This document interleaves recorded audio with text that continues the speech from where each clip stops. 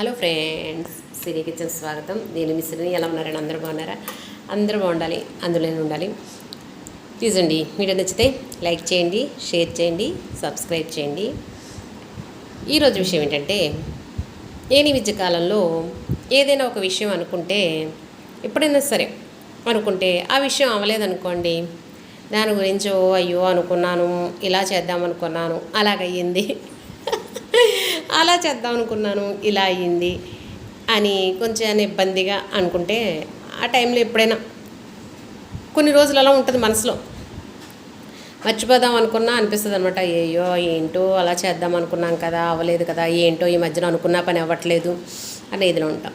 ఎప్పుడైనా మా అబ్బాయి ఫోన్ చేస్తాడు అనుకోండి, మాట్లాడుతుంటే ఏంటి విషయం అంటాడు. నా గొంతులో ఇబ్బంది తెలిసిపోద్ది అనమాట. అడిగి ఏమీ లేదురా, ఇలా అనుకున్నాను అవ్వలేదు అంటే, అప్పుడు మా అబ్బాయి చెప్పాడు, ఎందుకమ్మా చెయ్యాలనుకున్నది ఒకసారి అవ్వలేదనుకో రెండోసారి ట్రై చేయాలి, లేదనుకో చేయాలనుకున్నది చెయ్యాలి, అంతేగాని ఎందుకు చేద్దాం అనుకున్నాను అవ్వలేదని బాధ పెట్టుకుంటావు ఎందుకు? అంత బాధపడే విషయం ఏముంది?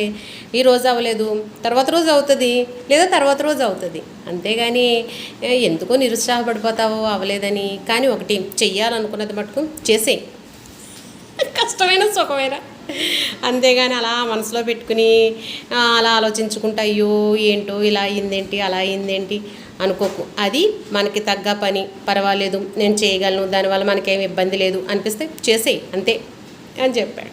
నాకు అనిపించింది, అయ్యో పిల్లలు ఇలా ఉంటున్నారు, చక్కగా మనకి ఏదో ఒక వయసుకు వచ్చాక పిల్లల్లో చెప్పింది అయినా సరే, ఎవరైనా సరేనండి, చిన్నోళ్ళని కాదు పెద్దోళ్ళని కాదు, ఏదైనా చెప్తే గ్రహించే ఈ విధానం మనకు ఉండాలి. ఈడేంటి మనకు చెప్పడం, చిన్నపిల్లలు వాళ్ళు ఏదో చెప్తారులే మనం ఏంటి అన్న ఇది కాకుండా, వాళ్ళు ఏం చెప్పారు మనకి, అది ఎంతవరకు కరెక్టు అని ఆలోచించుకుని, చిన్న పెద్ద తర్వాత విషయం, కానీ అది మంచా చెడా ఆలోచించుకుని చెయ్యాలన్నది నా ఉద్దేశం. మా పిల్లలు ఏది చెప్పినా సరే నేను వింటారండి, తర్వాత ఆలోచిస్తారు, ఇలా చేయమన్నా చేస్తే మంచిది అంటున్నాడు కదా, ఇలా చేస్తే బాగుంటుంది మనం ఆలోచించి దాన్ని బట్టి చేస్తారు. అవునంటారా కాదంటారా? ఏదైనా మంచి విషయం చెప్తే పెద్దోళ్ళని కాదు చిన్నోళ్ళని కాదు వినాలి. నవ్వుతూ ఉండండి, నవ్విస్తుండండి, ఆనందంగా ఉండండి, ఆరోగ్యంగా ఉండండి.